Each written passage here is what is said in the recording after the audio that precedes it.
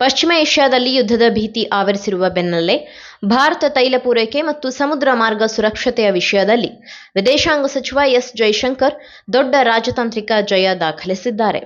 Iran ವಿದೇಶಾಂಗ ಸಚಿವ ಸೈಯದ್ ಅಬ್ಬಾಸ್ ಜೊತೆಗಿನ 3 ಫೋನ್ ಕರೆಗಳು ಹಡಗುಗಳ ಸಂಚಾರಕ್ಕೆ ಇದ್ದ ಅಡೆತಡೆ ನಿವಾರಿಸಿದೆ. ಈ ಮಹತ್ವದ ಮಾತುಕತೆಯ ಫಲವಾಗಿ ಭಾರತೀಯ ಹಡಗುಗಳ ಸುರಕ್ಷತೆಯ ಬಗ್ಗೆ ಇರಾನ್ ಭರವಸೆ ನೀಡಿದ್ದು, ಭೀಕರ ತೈಲ ಸಂಕಟದ ಕಾರ್ಮೋಡ ತಿಳಿಯಾದಂತಿದೆ. ಈ ಕುರಿತು ಪ್ರತಿಕ್ರಿಯಿಸಿರುವ ಭಾರತದ ವಿದೇಶಾಂಗ ಸಚಿವಾಲಯದ ವಕ್ತಾರ ರಣಧೀರ್ ಜೈಸ್ವಾಲ್, ಭಾರತ ಮತ್ತು ಇರಾನ್ ನಡುವೆ ನಿರಂತರ ಮಾತುಕತೆಗಳು ನಡೆಯುತ್ತಿದೆ. ಆದರೆ ಈ ಮಾತುಕತೆಗಳ ಬಗ್ಗೆ ಹೆಚ್ಚಿನ ವಿವರಗಳನ್ನು ಈಗಲೇ ಬಹಿರಂಗಪಡಿಸುವುದು ಸೂಕ್ತವಲ್ಲ ಎಂದು ಹೇಳಿದ್ದಾರೆ. ಇನ್ನು ಭಾರತ ತನ್ನ ವಿದೇಶಾಂಗ ನೀತಿಯಲ್ಲಿ ಸಮತೋಲನ ಕಾಪಾಡಿಕೊಂಡಿರುವುದನ್ನ ನಾವು ಗಮನಿಸಬಹುದು. ಒಂದೆಡೆ ಇಸ್ರೇಲ್ ಜೊತೆ ರಕ್ಷಣಾ ಸಹಕಾರ ಮುಂದುವರೆದಿದ್ದರೆ, ಮತ್ತೊಂದೆಡೆ ಇಂಧನ ಮತ್ತು ಕಾರ್ಯತಂತ್ರದ ಅಗತ್ಯಗಳ ಹಿನ್ನೆಲೆ ಇರಾನ್ ಜೊತೆ ಮಾತುಕತೆ ಮುಂದುವರೆದಿದೆ. ಈ ಮೂಲಕ ಭದ್ರತೆ ವಿಷಯದಲ್ಲಿ ಭಾರತ ಯಾವುದೇ ರಾಜಿ ಮಾಡಿಕೊಳ್ಳುವುದಿಲ್ಲ ಎಂಬ ಸಂದೇಶವನ್ನ ಕೇಂದ್ರ ಬಿಜೆಪಿ ಸರ್ಕಾರ ಸಾರಿದೆ. ಹೆಚ್ಚಿದ ಉದ್ವಿಗ್ನತೆಯ ನಡುವೆಯೂ ಸೌದಿ ಅರೇಬಿಯಾದ ರಾಸ್ ತನೂರಾ ಬಂದರಿನಲ್ಲಿ ಕಚ್ಚಾ ತೈಲವನ್ನ ಸಾಗಿಸುತ್ತಿದ್ದ ಲೈಬೀರಿಯನ್ ಧ್ವಜವನ್ನ ಹೊತ್ತಿದ್ದ ಭಾರತೀಯ ಟ್ಯಾಂಕರ್ ಇರಾನ್ ಅನುಮತಿಯ ಬಳಿಕ ಹಾರ್ಮುಜ್ ಜಲಸಂಧಿಯನ್ನ ಸುರಕ್ಷಿತವಾಗಿ ದಾಟಿ ಮುಂಬೈ ಬಂದರನ್ನ ತಲುಪಿದೆ. ಭಾರತ ವಿದೇಶಾಂಗ ಸಚಿವ ಜೈಶಂಕರ್ ಹಾಗೂ ಇರಾನ್ ವಿದೇಶಾಂಗ ಸಚಿವ ಅಬ್ಬಾಸ್ ಅರಗ್ಜಿ ಮಾರ್ಚ್ 10ರಂದು ಮಹತ್ವದ ಮಾತುಕತೆ ನಡೆಸಿದರು. ಬಳಿಕ ಇರಾನ್ ಹಾರ್ಮುಜ್ ಜಲಸಂಧಿ ಮೂಲಕ ಭಾರತದ ತೈಲ ಟ್ಯಾಂಕರ್ ಅನ್ನ ಜಲಸಂಧಿ ದಾಟಲು ಇರಾನ್ ಅನುಮತಿ ನೀಡಿದೆ. ಈ ಬೆನ್ನಲ್ಲೇ ಮಾರ್ಚ್ 11ರ ವೇಳೆಗೆ ಶೆನ್ಲಾಂಗ್ ಹಡಗು ಮುಂಬೈ ಬಂದರನ್ನ ತಲುಪಿದೆ. ಸದ್ಯ ಜವಾಹರ್ ದ್ವೀಪದಲ್ಲಿ ನಿಂತಿದ್ದು, ಬಳಿಕ ಈ ಕಚ್ಚಾ ತೈಲ ಪೂರ್ವ ಮುಂಬೈನ ಮಹುಲ್ನಲ್ಲಿರುವ ಸಂಸ್ಕರಣಾಗಾರಗಳಿಗೆ ರವಾನೆಯಾಗಲಿದೆ. ಹೀಗಂತ ಮುಂಬೈ ಬಂದರು ಪ್ರಾಧಿಕಾರದ ಉಪಸಂರಕ್ಷಣಾಧಿಕಾರಿ ಪ್ರವೀಣ್ ಸಿಂಗ್ ಹೇಳಿದ್ದಾರೆ. ಇನ್ನು 28 ಭಾರತೀಯ ಧ್ವಜ ಹೊಂದಿರುವ ಹಡಗುಗಳು ಪ್ರಸ್ತುತ ಪರ್ಷಿಯನ್ ಕೊಲ್ಲಿ ಪ್ರದೇಶದಲ್ಲಿ ಕಾರ್ಯನಿರ್ವಹಿಸುತ್ತಿದೆಯಂತೆ. ಇವುಗಳ ರಕ್ಷಣೆಗೂ ಸಹ ಭಾರತ ಕಾರ್ಯೋನ್ಮುಖವಾಗಿದೆ.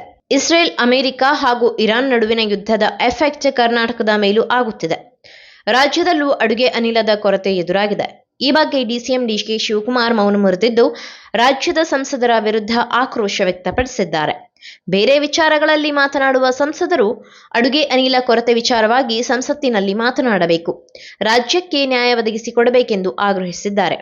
ಅಡುಗೆ ಅನಿಲ ಸಿಲಿಂಡರ್ ಕೊರತೆಯಿಂದ ಸಾರ್ವಜನಿಕರಿಗೆ ತೊಂದರೆ ಆಗುತ್ತಿದೆ. ಈ ವಿಚಾರವಾಗಿ ಬಿಜೆಪಿಯು ಯಾವುದೇ ಸಂಸದರು ಬಾಯ್ಬಿಡುತ್ತಿಲ್ಲ. ಹೋಟೆಲ್ಗಳಿಗೆ ಸೌದೆ ಒಲೆ ಬಳಸಲು ಅವಕಾಶ ನೀಡೋದಿಲ್ಲ ಹಾಗೂ ಇಂಧನ ಬೆಲೆ ಏರಿಕೆಯಿಂದ ಜನ ಪರದಾಡುತ್ತಿದ್ದಾರೆ. ಇದರಲ್ಲಿ ರಾಜ್ಯ ಸರ್ಕಾರ ಏನೂ ಮಾಡಲು ಆಗುವುದಿಲ್ಲ. ಕೇಂದ್ರ ಸರ್ಕಾರವೇ ಇದಕ್ಕೆಲ್ಲ ಹೊಣೆ. ಕೇಂದ್ರ ಸರ್ಕಾರದ ವಿದೇಶಾಂಗ ನೀತಿ ಬಗ್ಗೆ ಸ್ಪಷ್ಟವಾಗಿ ಮಾತನಾಡುತ್ತಿಲ್ಲ. ಈ ವಿಚಾರದಲ್ಲಿ ಕೇಂದ್ರದ ಧೋರಣೆ ಖಂಡನೀಯ. ನಾಗರಿಕರಿಗೆ ಅನುಕೂಲವಾಗುವಂತೆ ನೋಡಿಕೊಳ್ಳಬೇಕು.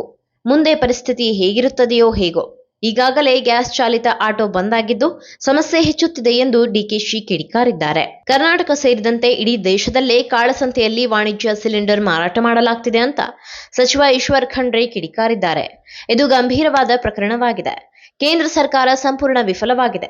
ಕೇಂದ್ರ ಪೆಟ್ರೋಲಿಯಂ ಸಚಿವ ಹರ್ದೀಪ್ ಪುರಿ ಎಫ್ಸ್ಟೈನ್ ಫೈಲ್ನಲ್ಲಿ ಸಿಲುಕಿದ್ದು ಯಾವುದೇ ರೀತಿಯ ಕ್ರಮ ಕೈಗೊಳ್ಳಲು ಸಾಧ್ಯವಾಗ್ತಿಲ್ಲ. ತಕ್ಷಣವೇ ಸಚಿವರು ರಾಜೀನಾಮೆ ಕೊಡಬೇಕು.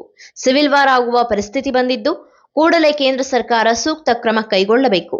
ಬೇರೆ ಬೇರೆ ಮೂಲಗಳಿಂದ ಗ್ಯಾಸ್ ಖರೀದಿ ಮಾಡಿ ಕೊರತೆ ನೀಗಿಸಬೇಕಿದೆ ಎಂದು ಈಶ್ವರ್ ಖಂಡ್ರೆ ಆಗ್ರಹಿಸಿದ್ದು, ಇನ್ನು ತೈಲ ಬಿಕ್ಕಟ್ಟು ವಿರೋಧಿಸಿ ಕಾಂಗ್ರೆಸ್ಸಿಗರ ಪ್ರತಿಭಟನೆಗೆ ಮೂರ್ಖರೆಂದು ಬಿಜೆಪಿಗರು ವ್ಯಂಗ್ಯವಾಡಿದ್ರು. ಇದಕ್ಕೂ ಖಂಡ್ರೆ ತಿರುಗೇಟು ನೀಡಿದ್ದಾರೆ. 3 ತಿಂಗಳ ಹಿಂದೆಯೇ ಗೊತ್ತಿತ್ತು. ಪೂರ್ವ ಸಿದ್ಧತೆ ಏಕೆ ಮಾಡಿಕೊಂಡಿಲ್ಲ? ಪರ ವಿರೋಧ ಕಟ್ಟಿಕೊಳ್ಳದೆ ಸಮನ್ವಯತೆ ಕಾಪಾಡಿಕೊಂಡು ಹೋಗಬೇಕಿತ್ತು. ಆದರೆ ಕೇವಲ ಕೈಕಟ್ಟಿ ಕುಳಿತಿದ್ದಾರೆ. ತಮ್ಮದೇ ರೀತಿಯಲ್ಲಿ ಆಡಳಿತ ನಡೆಸುತ್ತಿದ್ದಾರೆ. ಹೀಗಾಗಿಯೇ ಇಂಥದ್ದೊಂದು ಗಂಭೀರ ಸಮಸ್ಯೆ ಎದುರಾಗಿದೆ ಅಂತ ಈಶ್ವರ್ ಖಂಡ್ರೆ ಗುಡುಗಿದ್ದಾರೆ. ಸಿಲಿಂಡರ್ ಸಮಸ್ಯೆಯಿಂದ ಪ್ರತಿಯೊಂದು ಕುಟುಂಬವೂ ಪರದಾಡುತ್ತಿದೆ. ಈ ಸಮಸ್ಯೆಗೆ ಕೇಂದ್ರದ ಬಿಜೆಪಿ ಸರ್ಕಾರವೇ ಕಾರಣ. ಸಿಲಿಂಡರ್ ಸಮಸ್ಯೆಯಿಂದ ನರಳಾಡುತ್ತಿದ್ರೆ ನಮ್ಮ ಔಟ್ ಗೋಯಿಂಗ್ ವಿರೋಧ ಪಕ್ಷದ ನಾಯಕರಾದ ಅಶೋಕಣ್ಣ, ಇನ್ಕಮಿಂಗ್ ವಿರೋಧ ಪಕ್ಷದ ನಾಯಕರಾದ ಸುನಿಲ್ ಅಣ್ಣನವರು ಆರ್ಎಸ್ಎಸ್ ಹಿನ್ನೆಲೆ ಇರುವವರು ತೆಗೆದಿದ್ದಾರೆ ಅನ್ನೋ ಕಾರಣಕ್ಕೆ ಕೇರಳ ಸ್ಟೋರಿ 2 ಪಿಕ್ಚರ್ ನೋಡ್ತಾರೆ. ಇದರಿಂದಲೇ ಅವರ ಆದ್ಯತೆ ಏನು ಅನ್ನೋದು ಅರ್ಥವಾಗುತ್ತೆ. ಸಿಲಿಂಡರ್ ಇಲ್ಲದೆ ಪಿಜಿ ಹೋಟೆಲ್ಗಳು ಕ್ಲೋಸ್ ಆಗಿದೆ. ಈ ಸಮಸ್ಯೆ ಅವರಿಗೆ ಬೇಕಾಗಿಲ್ಲ. ಇಂದಿನ ಈ ಸಮಸ್ಯೆಗೆ ಕೇಂದ್ರವೇ ನೇರ ಕಾರಣ. ಎಫ್ಸ್ಟೈನ್ ಫೈಲ್ಸ್ನಲ್ಲಿ ನಮ್ಮ ಪೆಟ್ರೋಲಿಯಂ ಸಚಿವರು ನರೇಂದ್ರ ಮೋದಿ, ಡೊನಾಲ್ಡ್ ಟ್ರಂಪ್ ಹೆಸರು ಇದೆ. ಹೀಗಾಗಿ ಇಡೀ ಪ್ರಪಂಚದ ದಿಕ್ಕು ತಪ್ಪಿಸಲು ಇರಾನ್ ವಾರ್ ಮಾಡ್ತಿದ್ದಾರೆ. ಈ ಸಿಲಿಂಡರ್ ಸಮಸ್ಯೆಗೆ ಬಿಜೆಪಿ ನೇರ ಕಾರಣ. ಇದರಲ್ಲಿ ನಮ್ಮ ದೇಶದ ಪ್ರಧಾನಮಂತ್ರಿಗಳ ಪಾತ್ರ ಇದೆ ಅಂತ ಯುಎಸ್ ಮೀಡಿಯಾಗಳು ಮಾತನಾಡ್ತಿದೆ. ಯುಎಸ್ನಲ್ಲಿ ಒಂದು ಸರ್ವೆ ಆಗುತ್ತೆ. ಅದರಲ್ಲಿ 52% ಜನ ಹೇಳೋದೇನೆಂದ್ರೆ ಎಸ್ಟಿನ್ ಫೈಲ್ಸ್ ಅಟೆನ್ಷನ್ ಡೈವರ್ಟ್ ಮಾಡೋಕೆ ಯುದ್ಧ ಮಾಡಲಾಗ್ತಿದೆ ಎಂದಿದ್ದಾರೆ. ಮೋದಿ ಅವರು ಇಸ್ರೇಲ್ಗೆ ಹೋಗಿ ಬಂದ 2 ದಿನಕ್ಕೆ ಈ ವಾರ್ ಸ್ಟಾರ್ಟ್ ಆಗುತ್ತೆ. ಇವತ್ತು ಎಲ್ಲಾ ದೇಶಗಳ ಜೊತೆಗೆ ನಮ್ಮ ಪ್ರಧಾನಿ ಒಳ್ಳೆ ಸಂಬಂಧ ಇಟ್ಕೊಂಡಿದ್ರೆ ಇರಾನ್ ನಮ್ಮ ಮೇಲೆ ಸಾಫ್ಟ್ ಕಾರ್ನರ್ ಇಟ್ಕೊಳ್ತಿತ್ತು. ಏಕೆ ಅಮೆರಿಕ ಕಂಡ್ರೆ ನಮ್ಮ ಮೋದಿ ಅವರಿಗೆ ಭಯ? ಪಾಕ್ ಜೊತೆಗಿನ ವಾರ್ ನಿಲ್ಲಿಸಿದ್ದು ನಾವೇ ಎಂದು ಟ್ರಂಪ್ ಹೇಳ್ತಿದ್ರೆ ಏಕೆ ಹಸ್ತಕ್ಷೇಪ ಮಾಡ್ತಿಲ್ಲ? ಹೀಗಂತ ಶಾಸಕ ಪ್ರದೀಪ್ ಈಶ್ವರ್ ಪ್ರಶ್ನಿಸಿದ್ದಾರೆ. ರಾಜ್ಯ ನಾಯಕರ ಎದುರೇ ಶಾಸಕರ ಕಿತ್ತಾಟ ರಂಪಾಟ. ರಾಜ್ಯ ಕಾಂಗ್ರೆಸ್ ಪಾಳೆಯದಲ್ಲಿ ಘಟಾನುಘಟಿ ನಾಯಕರ ನಡುವೆ ಮಾತ್ರವಲ್ಲ, ಸಚಿವರು ಶಾಸಕರ ನಡುವೆಯೂ ಜಟಾಪಟಿ ಜೋರಾಗಿದೆ. ಇಷ್ಟು ದಿನ ನಡೀತಿದ್ದ ಕೋಲ್ಡ್ ವಾರ್ ಶಾಸಕಾಂಗ ಸಭೆಯಲ್ಲಿ ಸ್ಫೋಟಗೊಂಡಿದೆ. ಸಚಿವರು ಶಾಸಕರ ಮಧ್ಯೆ ಭಾರೀ ವಾಗ್ವಾದ ಏರ್ಪಟ್ಟಿದೆ. ಬಂಗಾರಪೇಟೆ ಶಾಸಕ ಎಸ್ಎನ್ ನಾರಾಯಣಸ್ವಾಮಿ ಹಾಗೂ ಶೃಂಗೇರಿ ಶಾಸಕ ರಾಜೇಗೌಡ ನಡುವೆಯೂ ಮಾತಿನ ಮಲ್ಲಯುದ್ಧವೇ ನಡೆದಿದೆ. ಐಎಎಸ್ ಅಧಿಕಾರಿ ರಾಜೇಂದ್ರ ಕುಮಾರ್ ಕಠಾರಿಯಾ ವಿರುದ್ಧ ಸಿಡಿದೆದ್ದಿದ್ದು, ಪ್ರಭಾವಿಗಳ ಮಾತು ಕೇಳಿ ನನಗೆ ಕಿರುಕುಳ ಕೊಡುತ್ತಿದ್ದಾರೆ, ನನ್ನನ್ನ ಪದೇ ಪದೇ ಟಾರ್ಗೆಟ್ ಮಾಡಲಾಗುತ್ತಿದೆ ಎಂದು ನಾರಾಯಣಸ್ವಾಮಿ ಆರೋಪಿಸಿದ್ದಾರೆ. ಇದೇ ವಿಚಾರವಾಗಿ ಮಾಧ್ಯಮಗಳಿಗೂ ಪ್ರತಿಕ್ರಿಯೆ ನೀಡಿದ್ದಾರೆ. ಪರಿಶಿಷ್ಟ ಜಾತಿಯ ನಾಯಕನಾಗಿ ನಾನು ಅಸಹಾಯಕನಾಗಿದ್ದೇನೆ.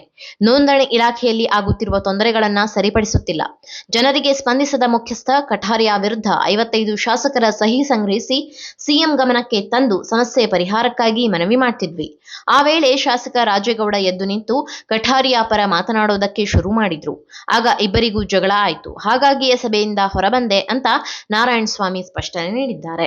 ಟಿಕೆಟ್ ಗೊಂದಲಕ್ಕೆ ತೆರೆ ಎಳೆಯಲು ನಾಯಕರ ಸಭೆ.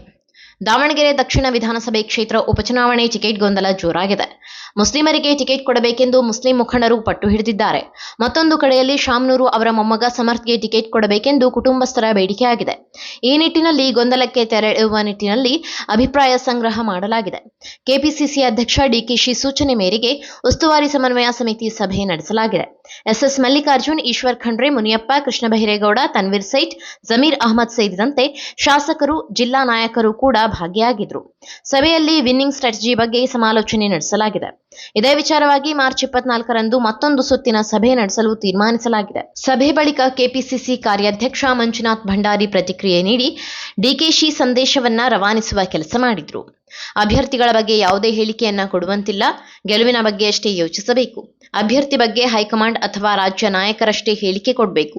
ಹೇಳಿಕೆಗಳ ಮೂಲಕ ಸ್ಥಳೀಯ ಕಾರ್ಯಕರ್ತರಲ್ಲಿ ಗೊಂದಲ ಮೂಡಿಸುವಂತಿಲ್ಲ ಎಂದು ಕಟ್ಟಪ್ಪಣೆ ಹೊರಡಿಸಿದ್ದಾರಂತೆ. ಇನ್ನು ಇಂದಿನ ಸಭೆಯಲ್ಲಿ ಮಲ್ಲಿಕಾರ್ಜುನ್, ಜಮೀರ್ ಕೂಡ ಹೈಕಮಾಂಡ್ ತೀರ್ಮಾನಕ್ಕೆ ಬದ್ಧ ಎಂದು ಹೇಳಿದ್ದಾರಂತೆ.